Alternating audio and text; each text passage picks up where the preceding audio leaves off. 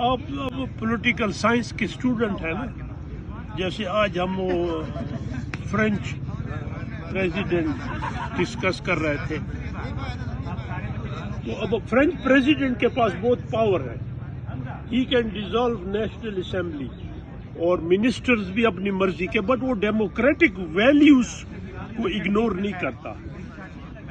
ہر چیز کانسٹیٹیوشن میں نہیں لکھی ہوتی، لیکن ویلیوز جیسے سوشل ویلیوز، آپ پڑوسی کو عزت دیتے ہیں، یہ سوشل ویلیو ہے، اسلامک ویلیوز، تو ڈیموکریٹک ویلیوز بھی پلے ویری امپورٹنٹ۔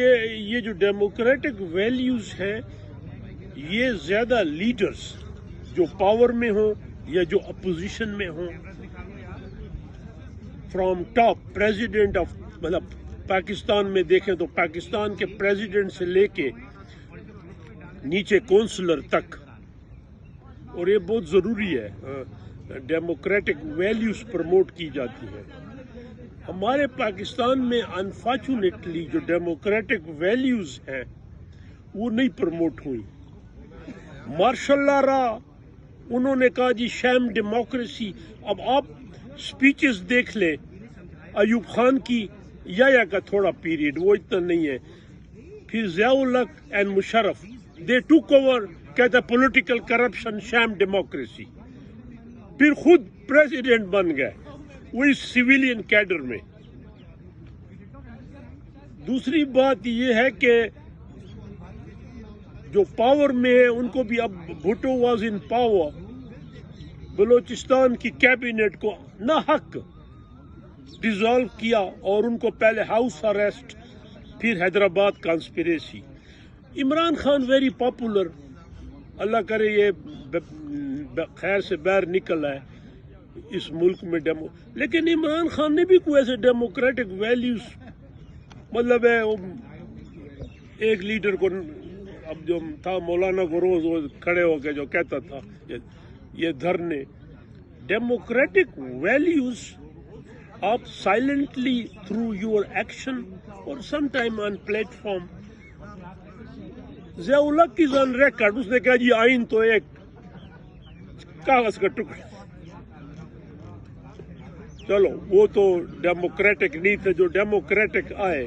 تو ڈیموکریٹک ویلیوز ویری امپورٹنٹ۔ جیسے آپ اسٹوڈنٹ ہیں، کل آپ لیکچرر ہوں گے، آپ میں سے کوئی اے سی ہوگا، کوئی سول سرونٹ، دس دیٹ، تو کوشش کریں کہ اپنی ڈیموکریٹک ویلیوز جو ہیں، ویلیوز ویری امپورٹنٹ۔ انفارچونیٹلی جی ویلیوز، جیسے ابھی یہ جو طالبان ان کا جو تھا، مطلب ہے کہ لڑکیوں کی تعلیم ختم ہے، اب یہ اسلامک ویلیو میں تو نہیں ہے نا۔ اسلام میں تو یہ ہے کہ عورت اور مرد دونوں پہ علم فرض ہے، اس میں مرد تو نہیں لکھا، ٹھیک ہے کو ایجوکیشن نہ ہو۔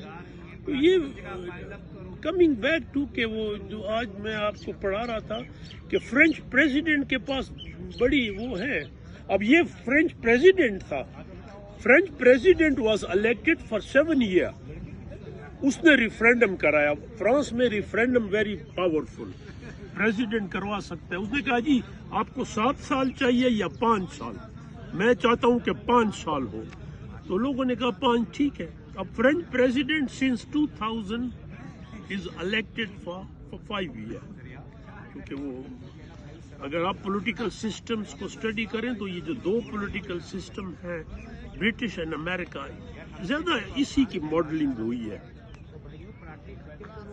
بہرحال ڈیموکریٹک ویلیوز یہ ہے کہ اپوزیشن کو رسپیکٹ دو۔